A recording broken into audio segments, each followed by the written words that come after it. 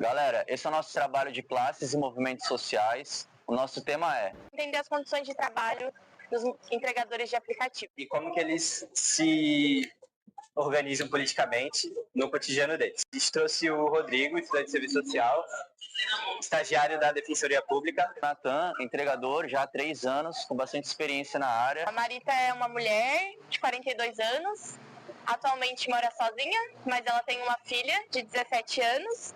E a gente vai fazer umas perguntinhas para ela. Rodrigo, pode ficar à vontade, se apresente aí pra gente. Eu sou o Rodrigo, tenho 23 anos. Acho importante ressaltar que eu já comecei a trabalhar com entrega em São Paulo, e não no contexto de entrega de aplicativo. Eu fiz entrega em metrô, de diversas coisas e lojas. Mas aí, vindo para o contexto de Santos, eu me encontrei nessa necessidade desse trabalho com entrega pelo aplicativo. Eu sou o Natan, eu tenho 28 anos, eu trabalho, atuo como entrega faz 3 anos e eu trabalho de bicicleta. Uhum. E eu trabalho com a minha própria bicicleta mesmo. Por que você começou a trabalhar no aplicativo? Porque é a única coisa que apareceu no momento. Tentei de tudo, tentei na época, até mercado, que na época ela estava abrindo mercado, farmácia. Mas não Foi consegui. na época da pandemia, você acabou perdendo emprego. Isso, estava trabalhando na prefeitura terceirizada, mandando embora. Aí eu comecei, peguei a bicicleta e fui. Fui com a cara e a coragem. Eu não sabia de nada, não sabia como é que era. Tinha uma ajuda do meu ex-marido na época, mas depois eu fui sozinha. Não tem emprego aqui em Santos e eu vi, pô, a melhor saída foi o aplicativo, que é a coisa mais fácil. Você fazer um cadastro e você tá aprovado em 24 horas, tipo 48 horas. E aqui não tem emprego, aqui paga muito mal, Santos, o jovem, e por isso tem muito entregador. Não é à toa que você vê, aqui é chapado de entregador. E quantas horas, em média, por dia você trabalha? Agora eu fico 10, antes ficava 18. 18 horas, meu Deus. O dia que eu fiquei mais foi 16 horas em cima de uma bike, tanto que quando eu saí da bike eu nem sabia como andar mais direito. Eu trabalho em média mesmo de 10 a 12 horas. Como eu trabalho 12 horas, eu no caso, eu tenho que bater meta por dia, como é um trabalho autônomo, e eu trabalho de segunda a segunda, porque a gente trabalha para pagar a dívida, a gente conta o que tem dívida, porque a gente não sabe quanto a gente vai ganhar, tipo, no dia mesmo. Todos os dias da Todos semana? os dias da semana. Sem pausa no final de semana? Porque como é autônomo, ele não fica parado, não ganha, então... É um padrão ali de 8 horas. De 8 a esse lance de 16, depende muito da necessidade ali do dia. Que é esse lance de... Você trabalhava todos os dias da semana? Você Todos tinha os dias, folga? Todos os dias, até sábado e domingo. Se eu me desse folga, era mais por uma necessidade do contexto da faculdade, alguma coisa por não conseguir, do que realmente por eu preciso descansar. Quais são os seus principais custos de trabalho? A gente tem que usar plano de internet, tipo, como eu sou bike, eu tenho que usar, tipo, fazer uma manutenção sempre. Então, gente, isso aqui é meu material de entrega, que é esse veículo, é a minha bicicleta, e a bag também. Isso aqui são custos tudo meu. Nenhum aplicativo dá nada, não fala, tu vai ganhar um benefício, tu vai ganhar um X, tu fazer uma missão, nada. É uma bicicleta que custa, na internet, a 1.200, 1.300, também tem o cadeado, que é custa uns R$150 para cima. Quando tá dia de chuva, também para apoiar o celular com a capinha do celular, para não estragar, né? E sempre fazer uma manutenção na bike. No caso, na minha última, eu gastei uns R$600, que eu usei uma linha de câmbio dianteiro, traseiro, passador, que eu rodo 45 km por dia. 45, 55.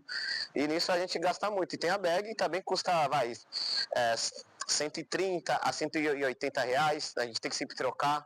Ela tem que estar sempre higienizada, porque a gente leva muito alimento ao cliente. E também eu ando com alguns acessórios, caso o meu freio ficar ruim, eu trocar o pneu da bicicleta, eu ando com a mão de ar, que é tudo gasto meu. Quando chove, a gente tem que comprar uma capa. A gente compra o quê? Capa de motoboy. Porque é pra ver a que segura, mas ela não segura exatamente. Mas é o que protege a gente. Porque tem dia que tá muito frio, tá chovendo, e a gente tem que gastar nisso mesmo, investir. É uma capa que custa geralmente, 250, é a média, é uma capa boa. Considerando seus ganhos e gastos, Quanto te sobra no final do mês? Não sobrava, pra ser sincero. Tipo, eu sobrevivia para pagar ali as dinâmicas de alimentação, de aluguel. Então, tipo, minha meta era, preciso pagar o aluguel tal dia. Então, tipo, até eu conseguir pagar o aluguel, era, tipo, naquela meta. Às vezes não comia, às vezes era uma entrega que dava errado, eu comia ali, era o RU. Não sobra nada. Como eu tô para pagar dívidas e os horários que eu faço, realmente não sobra nada. Fiz o dinheiro da RU, agora tenho o dinheiro do aluguel, preciso matar o aluguel. Tem uma conta para pagar tal dia, preciso fazer o da conta. Aí a bike quebrava, às vezes gastava o dinheiro da conta, corria de novo, trabalhava mais horas para pagar o da conta. Era meio esse lance. Nunca tinha esse lance, tipo, sobrou, vou pensar no que eu vou fazer, não. Qual que é a média desse pagamento por entrega? Entre 6,50 a média. Aí, exemplo, quando são 2 corridas, era para dar R$13. Que são corridas agrupadas, que são duplas, pagam R$9,50. Aí já diminui bastante. E quando tem 3, que no caso tem 3, aí já ficou R$12,50. Inclusive, isso é uma das reivindicações, né, dos comandos de greve aí do iFood. Sim. No que diz respeito a essas entregas múltiplas, né? Sim, Porque sim. Parece que você pega valor integral de uma, mas da segunda é valor parcial. E sim, né? E a gente vê o custo, aí o cliente vem reclamar, eu paguei R$15, R$20, mas a gente não ganha isso.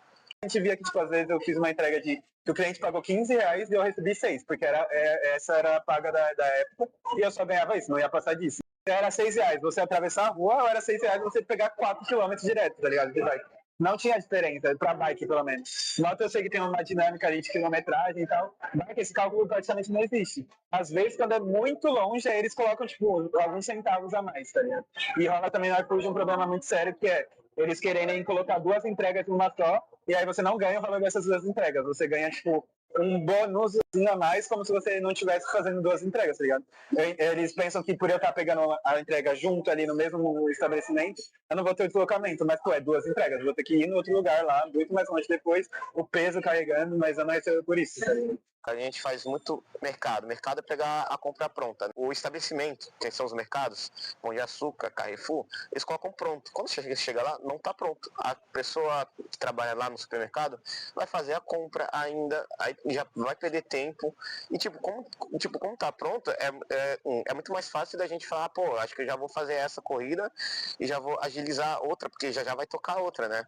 Isso aí o tempo já fica melhor, não, mas a gente fica esperando, espera meia hora para ganhar 6,50, porque a gente tem que ir ainda no trajeto, ir na casa do cliente, ele demora a passar o código. Aí tem essa situação, a gente fica até uma hora no caso, para ganhar 6,50. Como esse trabalho afetou sua saúde mental, essa questão da competitividade? Afeta, por exemplo, o clima e o estresse. Às vezes você, como trabalha na rua, como é um lugar de risco de vida, né? A gente tem que estar atento a qualquer momento, a olhar para os lados, para frente e atrás. Sim. Geralmente, como eu sou bike, a gente toma uma fechada de um carro, de um ônibus, e nesse dia tá muito calor e a gente começa a se estressar, e tá chuva, a gente começa a xingar mesmo. Eu falo, eu faço isso mesmo, eu sei que é errado, mas a gente entra num momento de estresse. É isso. Isso. Às vezes eu trabalho doente, trabalho com gripe, com dor de cabeça, porque eu priorizo quem conta. É isso. Eu compro remédio, tomo bastante remédio, que não é o ideal, que a gente acha que vai se recuperar rápido, né? E nesse fator ainda continuo trabalhando. Só quando tá muito mal mesmo, a gente deixa de trabalhar um dia, pelo menos. Ninguém que nunca fez entrega, nunca vai saber qual é o sentimento de você fazer uma entrega com fome e sentindo o cheiro do que você está entregando, tá ligado? Tipo, eu acho que a única outra profissão que entende esse contexto é a cozinha, o pessoal que trampa na cozinha, que vê o bagulho ali e não consegue comer. Tipo, você entregar diversas coisas, eu até hoje entreguei diversas coisas, espero um dia ter acesso. Mas não vou ter acesso, tá ligado? Se eu tivesse continuado como entregador, eu não vou ter acesso a consumir aquele alimento. Tem um que tá parado há 1 ano. Meu Deus. Sem conseguir trabalhar, sem conseguir ter fazer apoio, nada, né? Nada, tá parado lá. A perna quebrada. Eu me colocava muito na relação de, tipo, não estou fazendo nada, deveria estar fazendo entrega. Estou perdendo dinheiro. Tipo, passei 1 hora tentando fazer um trabalho da faculdade, não desenvolvi nada do trabalho. É 1 hora que eu podia estar fazendo entrega. E aí era mais uma mentalidade, eu acho que esse foi o pior problema, assim, pra mim, de entender que eu não tinha um tempo de descanso. Dormi demais, fudeu, deveria estar trabalhando. Tô comendo, demorei muito tempo comendo, não posso fazer isso, tinha que estar fazendo entrega. Tipo, eu só podia estar fazendo outra coisa que não fosse entrega quando eu realmente tinha que estar fazendo bagulho da faculdade, cuidar da casa e tal. Mas que, tipo, eu realmente tenho que estar fazendo essa coisa. Quando eu tava num papel de descanso, de qualquer outra coisa, minha cabeça estava, tipo, pô, deveria estar fazendo entrega agora. Tô perdendo dinheiro, tô perdendo a oportunidade, tá ligado? Um lance assim. Ou às vezes, tipo, tava num caminho pra alguma coisa, via outro cara fazendo entrega e falava, pô, tá tendo entrega agora, hein? Será que não é melhor eu fazer o que eu vou fazer depois e fazer entrega? Porque parece que tá tendo entrega. Então, tipo, isso não. Você já foi vítima de algum assédio enquanto trabalhava? Já, de um restaurante, lá do Canal 5. O cara veio atrás de mim, não sei o porquê, começou a me seguir. Meu Deus. Aí eu falei por iFood isso, aí bloquearam eles lá. Mas Bloquearam o infelizmente, restaurante. mesmo assim não aconteceu nada, né? Ele continuou na ativa. Mas Bloquearam pra você não ir lá mais. Mas não adiantou nada. Olha, eu sou negro, então é meio difícil diferenciar o racismo do assédio por estar fazendo entrega. Mas com certeza eu já, tipo, entrar com uma bag no lugar, olha, é completamente diferente do que se eu não tivesse com a bag. O lance de, tipo, às vezes deixar a bag, às vezes de entrar na bag pra entender que eu tô fazendo entrega, tipo, às vezes de, tipo, o cara te tratar diferente de eu tomar uma posição de trampo. Não consigo distinguir o assédio por conta de todas as particularidades desse assédio como pessoa negra, periférica e tudo mais. Porém, sim, quando eu tava com a bag diferente, com certeza eu era olhado diferente. Tipo, rola um lance com a... Eu sou hétero e rola um lance com as mulheres, por exemplo. Quando eu passava com uma bag por uma deputada perfil de mulher, eu via que, tipo, nem olhava pra mim, tá ligado? E aí, quando eu não tava nesse contexto, eu me olhava diferente, por exemplo, na relação de mesmo de me sentir afeto, sabe? Tipo, eu entendi aqui, ó, o entregador, as pessoas não têm interesse de ter uma relação com o entregador. Agora, se não souber que eu sou entregador, já vai entender diferente, tá ligado? O que você pensa sobre a CLT? Prefiro um CLT agora, mas ter como as entregas como extra. Como extra, continuar trabalhando nos dois. Exatamente. Até aparecer, fico nas entregas. Sou a favor da regulamentação, porém não no padrão CLT, justamente por esse contexto de, tipo... Eu não digo como meritocracia, mas eu digo como contexto de, tipo... Ninguém tá fazendo entrega porque escolheu fazer aquilo, tá ligado? Ninguém gosta de fazer entrega. Então, se um cara tem uma necessidade específica de precisar trabalhar tantas horas, ele quer trabalhar tantas horas, claro, num contexto de segurança. Eu não queria ter trabalhado 16 horas seguidas. Então, num contexto de segurança, claro, de padrão. Porém, se ele tá ali e tá achando que a dinâmica tá certa, que tá correta, eu acho super suave não ter um sistema que vai falar, obrigar ele a trabalhar 8 horas, por exemplo. Ah, cara, sim, é um trabalho registrado, porque você tem direitos. Tipo trabalhista. Agora, nos aplicativos você não tem. E porque a gente não. Porque no caso eu não estou procurando um trabalho CLT. Por causa do ganho. Lógico, e se eu fizer a soma dos aplicativos, tipo, ganhar remuneração, CLT, tudo, bate quase o mesmo valor, né? Aí eu prefiro optar uma entrega mais sobre a liberdade. Uhum. Liberdade que eu tenho na rua de fazer outras coisas. Uhum. Não sei se podia falar, mas... Não, tudo bem. Você fala o que você acha que tem que falar. O CLT acaba, tipo, proibindo, num contexto de trampo individual ali, por exemplo, acaba te proibindo de fazer certas dinâmicas de autonomia. Mas acredito que você tem que normalizar e regularizar uma profissão que você precisa ter uma segurança. Não dá para você não ter um contexto de, tipo, se você sofrer um acidente, se você tem um filho, se sua vai quebrar, se, tipo, alguém da sua família morrer, você ter que parar de trabalhar e não ter nenhuma rede, nenhum auxílio para isso, é completamente desumano. Seja homem ou mulher, não tem seu aplicativo, tá nem aí. Vai cada um por si. Esse que é ruim. Por isso que a gente tava meio desanimando. Vai cansando, né? Vai, porque a gente não tem nenhum respaldo. Não tem nenhum direito garantido. Não. Fica em casa, por conta sua. Fica doente, fica em casa, é isso. Não ganha. Isso que é ruim. Nesse período que você trabalhou como entregador, se você participou de algum grupo, com qual finalidade, se era para comunicar, se comunicar entre, né, os entregadores? Participo sim, eu entrei recentemente, que foi o grupo da paralisação, que aconteceu em dia 31/3 de março e dia 1º de abril. O motivo da greve é simples, não tá bom. Não tá bom pra gente, a taxa tá muito baixa. Uhum. E a gente vê uma empresa bilionária, ela fatura bilhões. A gente ganha, sei lá, por quilômetro, 1,50, a empresa fatura, acho por ano, 50, 80, 90 bilhões de dinheiro.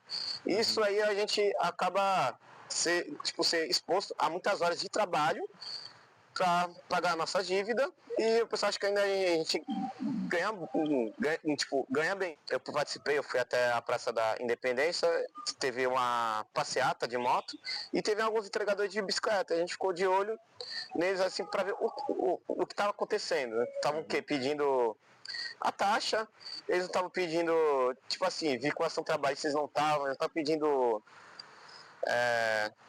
coisas básicas, não estavam pedindo seguro de vida nem nada, só era sobre a taxa. A luta deles é sobre isso, era sobre o aumento da taxa. Natan, você prefere receber por corrida ou você prefere ter um salário fixo? Então, se fosse um salário fixo, eu preferia o salário fixo, no caso, se ele for justo, entendeu? Porque eu vou ter o horário de trabalhar, eu vou ter o horário de começar e o horário de terminar. Agora, não nas entregas, lógico, a gente ganha por entrega.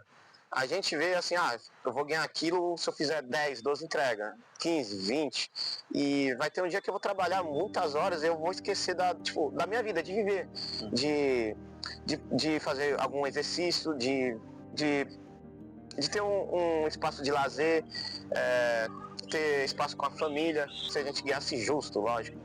Eu prefiro estar de CLT, porque ter direito trabalhista ia estar justo. Agora eu tô pensando em parar, porque já tá cansativo demais. Nem imagino. Aí se eu não conseguir nada aqui, eu vou pro interior.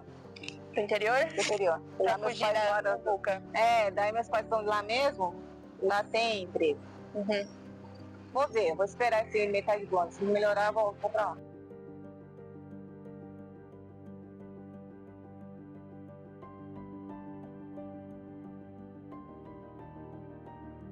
Como impedir que esse processo se dê?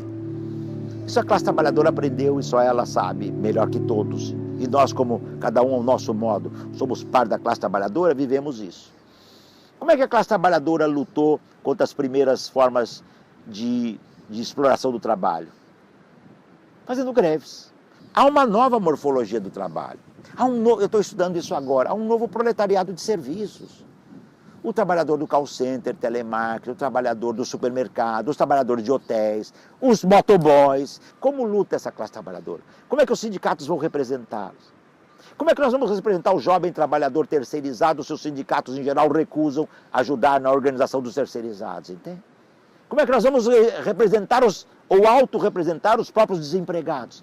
Porque na medida que os desempregados crescem, eles criam mecanismos de luta e de defesa. As nossas esquerdas sociais, políticas e sindicais devem mirar nos pontos fundamentais. Quais são os nossos pontos fundamentais? Quais são as questões vitais, eu costumo dizer, que tocam no cotidiano da classe trabalhadora brasileira, latino-americana, asiática, europeia, norte-americana, etc. Quais são os pontos fundamentais? O trabalho é? A questão ambiental é vital? A questão de gênero? É possível socialismo com homens machistas e mulheres sendo, digamos, exploradas no trabalho e aviltadas no lar? Não. É possível socialismo latino-americano sem negros, sem indígenas? São a maioria. A gente perguntava muito há 20 anos atrás qual é o organismo mais importante, é o partido, é o sindicato, e dava briga, e a gente, se tivesse um partido, dizia, o mais importante é o partido. Por quê? Porque o partido definiu que ele é o mais importante. Então tá bom. E o segundo mais importante? O segundo mais importante é o sindicato. Mas por que é o sindicato? Porque o sindicato definiu que ele é o segundo, o primeiro é o partido. Então tá bom. E o terceiro? É os movimentos sociais. Mas isso não tem importância porque não são importantes. Não. Os movimentos sociais vêm mostrando, em escala mundial, uma dimensão muito importante. Nós temos aí, digamos, um tripé de organismos de inspiração socialista, vamos dizer assim, que são o nosso ponto de partida. Agora, nós temos que ser contemporâneos com o século XXI. Para nossa sorte, o capitalismo só cresce destroçando. E na medida em que ele destroça, ele é um polo, é uma chaga de contradição. E é nessas contradições que nós temos que entender que a história ninguém sabe para onde vai. O desafio é pensar numa esquerda radical, extra-institucional, não antes, extra-parlamentar e profundamente ligada às lutas sociais. Esse é o desafio do século XXI. E entender quais são as questões vitais. Nisso, nós estamos num mundo muito diferente, ainda que tenha elementos de continuidade com o século XIX.